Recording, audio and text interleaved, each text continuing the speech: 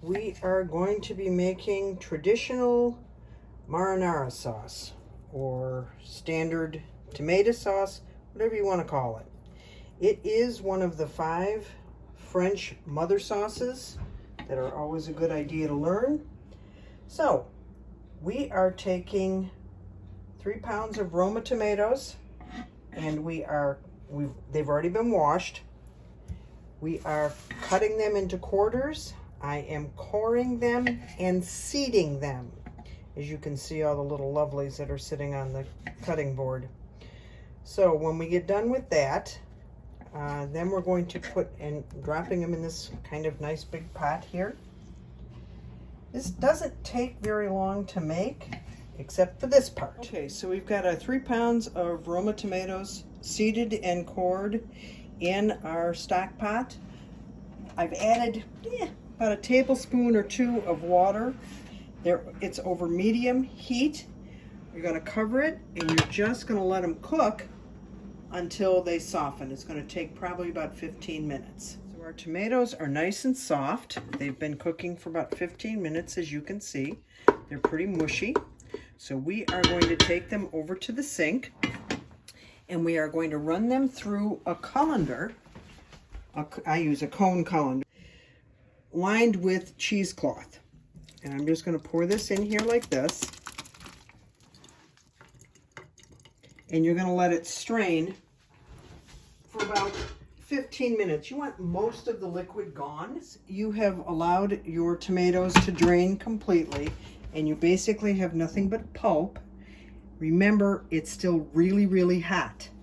So what you want to do is put it into the bowl of your food processor, or you can put it back in the pan and use an immersion blender.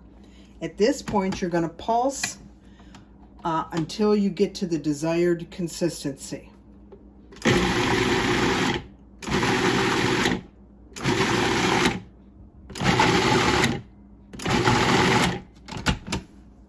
Chunky is always better than not chunky. I like that. As you can see, it's not making a huge amount. This is going to be enough for a pound of pasta.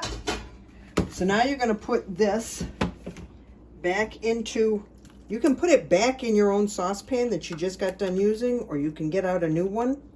I got out a new one only because I had a pretty big pan there for all those tomatoes.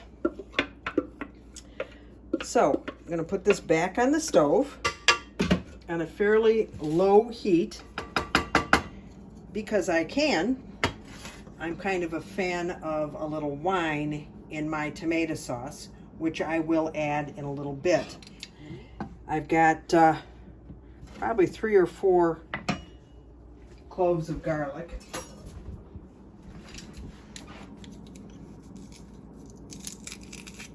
Now you can add more garlic if that's your desire, or not as much. I'm a garlic fan. It is a food group in this house. So that goes in. I like to use Marsala wine. It's not the cooking wine, the actual drinking Marsala dry wine. It's got a rich flavor without overpowering the tomatoes. Okay, the last thing we're going to add is basil.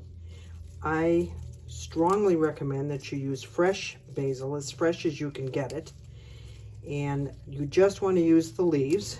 And what we're going to do is take our basil leaves, minus the flowers, and we're going to roll them up sort of like we're trying to roll up tobacco for a cigar. So we take the leaves and you put them on top of one another like this. Using the biggest one on the bottom is always a good idea. So you put them like this, and you're actually going to roll them as tightly as you can. Now it's important that you use a super sharp knife. This is called chiffonade, and you're going to cut thin strips. And if you don't use a sharp knife, what you're going to end up with is bruised brown basil. It won't taste any different, it just won't look very good. Okay, this we're going to collect. As you can see, it makes like little strips, like ribbons, basically. That's what a chiffonade means. Any leafy, large-leafed herb you can do that with. And you're going to drop that right on into the sauce. And you're going to give that a stir. And you're going to let it cook down, 20 minutes maybe, till it gets to the desired thickness that you want. And make sure that when you're cooking down your sauce that you keep it on a low enough flame that all it does is simmer. You do not want it to come to a boil, nor do you want the bottom to cook.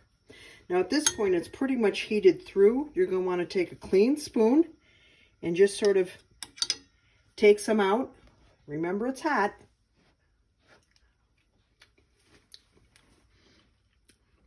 And taste it, which is pretty good. And then adjust your seasonings. Decide whether you want a little saltier, you want to add some pepper. If there's not enough garlic or basil, you can always add more. You can't take it out, however.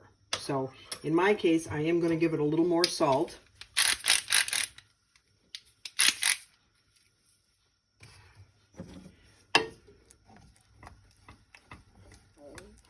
And I'm going to let that cook for just a few more minutes before I taste it, because I want it to blend through the sauce.